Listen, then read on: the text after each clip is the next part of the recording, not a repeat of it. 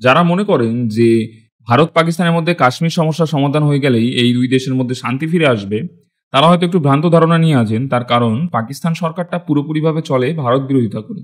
এদের আর অন্য কোনো লক্ষ্য নেই, এদের একটাই লক্ষ্য ভারত বিরোধিতা করা, এবং এই ভারত বিরোধিতা করেই এরা সরকারে টিকে থাকে।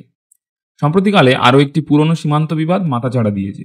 আজকের এই ভিডিওতে আমরা এই বিরোধের ইতিহাস এবং সাম্প্রতিক পরিস্থিতি এবং এর ভবিষ্যৎ নিয়ে আলোচনা করার চেষ্টা করব। সার ক্রিক গুজরাট রাজ্য এবং পাকিস্তানের সিন্ধ প্রদেশের মধ্যে একটি 96 কিলোমিটার দীর্ঘ জলপথ, যা শুধু একটি ভৌগোলিক সীমান্ত নয়, ভারত এবং পাকিস্তানের মধ্যে একটি দীর্ঘকালীন বিতর্কের মূল ক্ষেত্র। আপনারা এখন যে স্ক্রিনে দেখতে পাচ্ছেন যে ভারতের গুজরাট রাজ্য, এই ভারতের গুজরাট রাজ্যের একেবারে পশ্চিম সীমান্তে কিন্তু রয়েছে এই সার ক্রিক। এই যে সার ক্রিক, এটি একটি ছোট নদীও বলা যেতে পারে। এটা 96 কিলোমিটার দীর্ঘ। তো বিবাদ হচ্ছে এই জায়গাটা নিয়ে, এই সার ক্রিক এরিয়া। এখানে সার ক্রিক ছাড়া কিন্তু আরো অনেক ক্রিক আছে, যেগুলো কিন্তু হয় পাকিস্তান সীমান্তের মধ্যে পড়ে গেছে এবং বা ভারতের সীমান্তের মধ্যে পড়ে গেছে। কিন্তু এই যে সার ক্রিক যেটা, সেটা কিন্তু একেবারে সীমান্তবর্তী এলাকায় পড়ে গেছে, যার জন্য এটা নিয়ে এত বিবাদ। তো এই যে সার ক্রিকের বিবাদ, এই বিবাদ বোঝার জন্য আমাদেরকে একটু স্বাধীনতার আগে যেতে হবে। এই বিবাদ শুরু হয় কিন্তু 1947 সাল থেকে। 1914 সালে ব্রিটিশ ভারতের বম্বে প্রেসিডেন্সি সরকার সার ক্রিক এবং তার আশেপাশের সীমান্ত নির্ধারণের জন্য একটা রেজলিউশন জারি করে।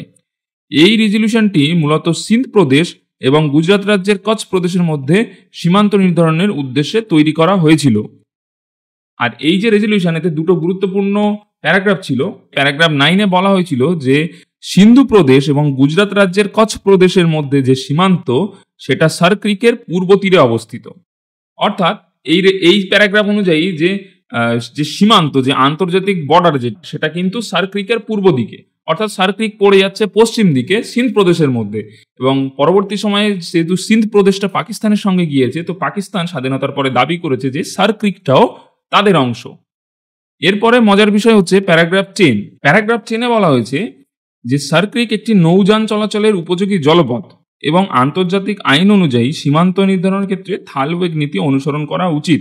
এবার এই থালওয়েগ নীতিটা কি? থালওয়েগ নীতি হচ্ছে, যদি কোনো আন্তর্জাতিক সীমান্ত নির্ধারণের সময় দেখা যায় যে সেই সীমান্তে একটি জলপথ বা একটি নদী বা একটি সমুদ্র পড়ে গেছে, তো সেই সমুদ্র, জলপথ বা নদী মাঝ বরাবর আন্তর্জাতিক সীমান্ত হবে। তো এই ক্ষেত্রে থালওয়েগ নীতি প্রযোজ্য হলে ভারতের কিছুটা অংশ থাকবে সার ক্রিকের এবং পাকিস্তানের কিছুটা অংশ থাকবে এই সার ক্রিকের। কিন্তু পাকিস্তান সেটা মানে না। পাকিস্তানের বক্তব্য হচ্ছে যে থালওয়েগ নীতি এখানে প্রযোজ্য হবে না, তার কারণ এখানে সবসময় নৌযান চলাচল করে না, এটা জলের স্তর ডিপেন্ড করে জোয়ার ভাটার উপরে, তাই এখানে থালওয়েগ নীতি একেবারে প্রযোজ্য হবে না। আইনগত দৃষ্টিকোণ থেকে দেখতে গেলে এই সীমান্ত নির্ধারণের ক্ষেত্রে থালওয়েগ নীতি কিন্তু অত্যন্ত গুরুত্বপূর্ণ।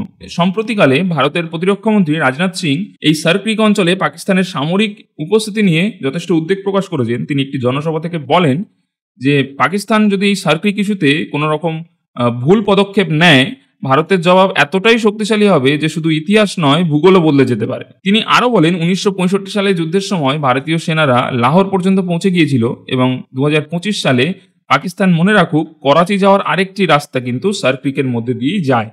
অর্থাৎ এইখান থেকে যদি সার ক্রিক থেকে আমরা করাচি দেখার চেষ্টা করি, ম্যাপে আমি মার্ক করে রেখেছি, এই যে লাল যেটা, এটা হচ্ছে সার ক্রিক টু করাচি। এর ডিস্টেন্স কিন্তু খুব বেশি নয়, এর ডিস্টেন্স হচ্ছে মাত্র 164-65, মোটামুটি 200 কিলোমিটারের মধ্যেই এর ডিস্টেন্স। এবং করাচিকে নিশানা করার একটি মূল কারণ হচ্ছে যে পাকিস্তানের অর্থনৈতিক মেরুদণ্ড বলা যেতে পারে এই করাচি শহরকে বা করাচি বন্দরকে। পাকিস্তানের যে বাণিজ্যের ম্যাক্সিমামটাই হয় হচ্ছে এই করাচি বন্দর দিয়ে। তবে সার ক্রিক শুধুমাত্র একটি রাজনৈতিক বিতর্কের কেন্দ্রবিন্দু এমনটা কিন্তু নয়, এটি অর্থনৈতিক ও পরিবেশগত দিক থেকেও অত্যন্ত গুরুত্বপূর্ণ। এখানে প্রচুর পরিমাণে সামুদ্রিক সম্পদ, মাছের ভাণ্ডার রয়েছে এবং সম্ভাব্য তেল ও গ্যাসের রিজার্ভও এই অঞ্চলে কিন্তু রয়েছে। তবে সার ক্রিক বিরোধের সমাধান কিভাবে সম্ভব হয় সেটাই এখন দেখার। আগামী দিনে এই জায়গা আরও বেশি করে খবরে থাকার সম্ভাবনা প্রবল। এই বিষয়ে কোনো রকম নতুন আপডেট থাকলে আমি অবশ্যই আপনাদের সামনে তুলে ধরব। এই ভিডিওটি দেখার জন্য আপনাদেরকে অসংখ্য ধন্যবাদ। আপনাদের মতামত জানাতে ভুলবেন না। ভিডিওটি অবশ্যই শেয়ার করুন যাতে আরও বেশি মানুষ এই বিষয়ে জানে। আগামী ভিডিওতে আবার দেখা হবে। জয় হিন্দ, বন্দে মাতরম।